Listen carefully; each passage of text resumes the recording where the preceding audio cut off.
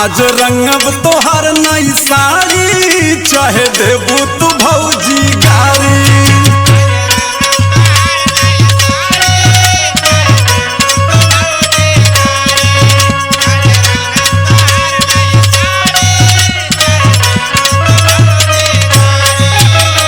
बतिया तोहार न मानब, सबके हई तैयारी।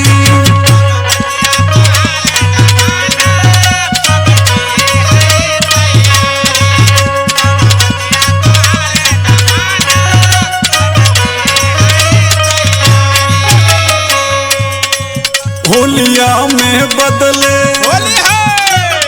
आय हाय भौजी, होलिया में बदले तोहरो मिजाज भौजी। तू हमार भौजी रसदार भौजी, तू हमार भौजी।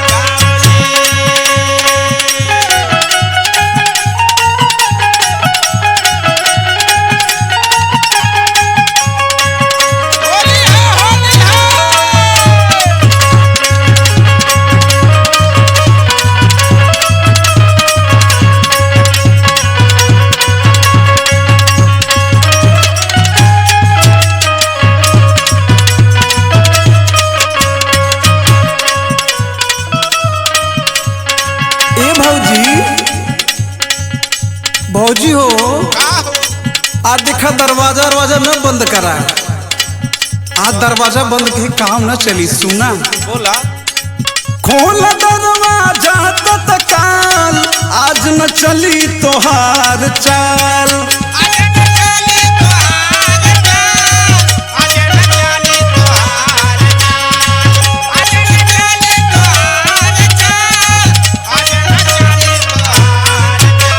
नखरा जो आज दिखैबू तनिको, देवर तोहके कहीं है माल।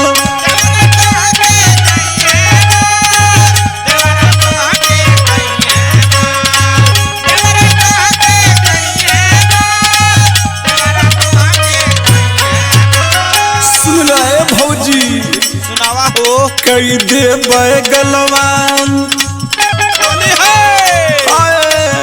कई दे बैगलवा लाल तोहार भौजी रसदार भौजी, तू हमार भौजी।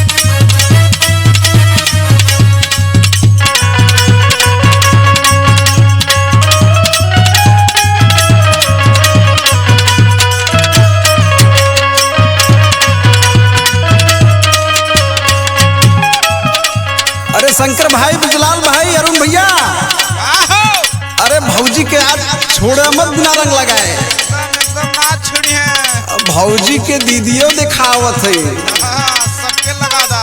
अब सुना आगे बोला अपने बहन के साथ ले आवा, रखवन का हम ख्याल।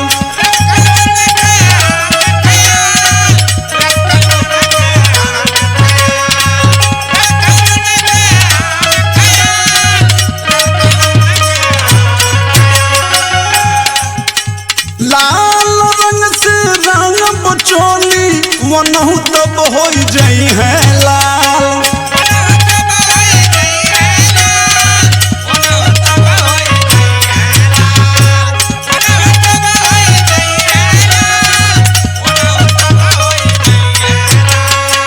कोहरुन भैया का हो आज तो भैयो ना है, तब भौजी भागत है।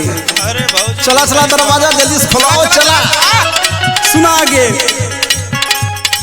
नाही बोली है तोहार, नाही बोली है तोहार बलमा विकास भौजी, तू हमार भौजी रसदार भौजी, होलिया में बदले तोहरो मिजाज भौजी, तू हमार भौजी रसदार भौजी।